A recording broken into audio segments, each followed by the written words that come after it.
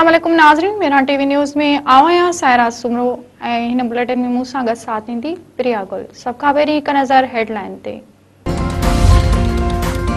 Adiala jail ॿाहिरां अलीमा ख़ान मथां अंडा उछलाया विया। मीडिया सां ॻाल्हाइण दौरान बानी पीटीआई जी भेण मथां हमलो। कारकुननि जो हंगामो। पुलिस अलीमा ख़ान मथां अंडा उछलाईंदड़ ॿिनि नारनि खे हिरासत में वठी छॾियो।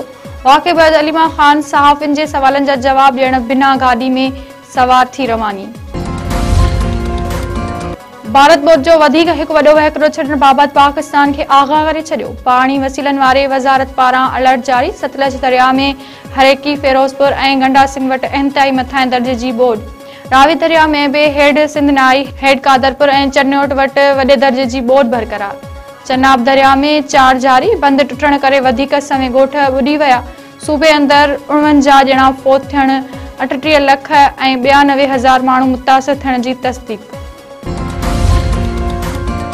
सिंध जे टिनी बैराजनि ते नंढे दर्जे जी बोड बरक़रार। गुड्डू वटि पाणी में वाध मथां वेकिरो 3,59,570 क्यूसिक थी वियो। हेठां वेकिरो 3,27,481 क्यूसिक रिकॉर्ड। सखर बैराज वटि पाणी जो मथां वेकिरो 3,31,000 ऐं हेठां वेकिरो 2,77,355 क्यूसिक रिकॉर्ड। कोरडी बैराज वटि 24 कलाकनि दौरान पाणी वहिकरनि में 10,000 क्यूसिक जी लाथ मथां वेकिरो 2,08,686 क्यूसिक रिकॉर्ड।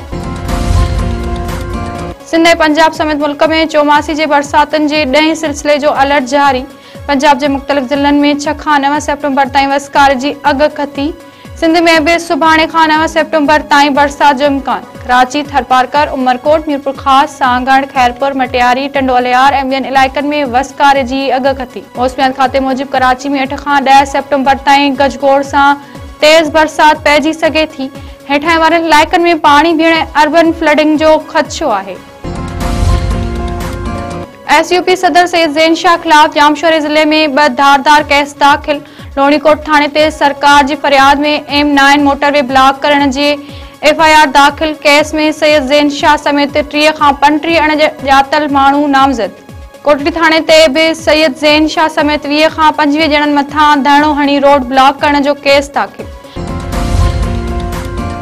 कराची में नौजवाननि जो जेड़ो। दादूवासी शागिर्द क़तल, 2 ॼणा ज़ख़्मी। शहर जे गिज़री वारे इलाइक़े में होटल ते वेठल नौजवाननि जो जेड़ो थी पियो। फायरिंग में ज़ेबल यूनिवर्सिटी शागिर्द ख़ालिद हुसैन कोरे जो मारिजी वियो। पुलिस मूजिबि ख़ालिद बिलाल ऐं कफ़ील जो पाण में कंहिं ॻाल्हि तां जेड़ो थियो। फायरिंग में नौजवान ख़ालिद कोरे जो क़तल थी वियो। इमरान ऐं कफ़ील ज़ख़्मी थी पिया।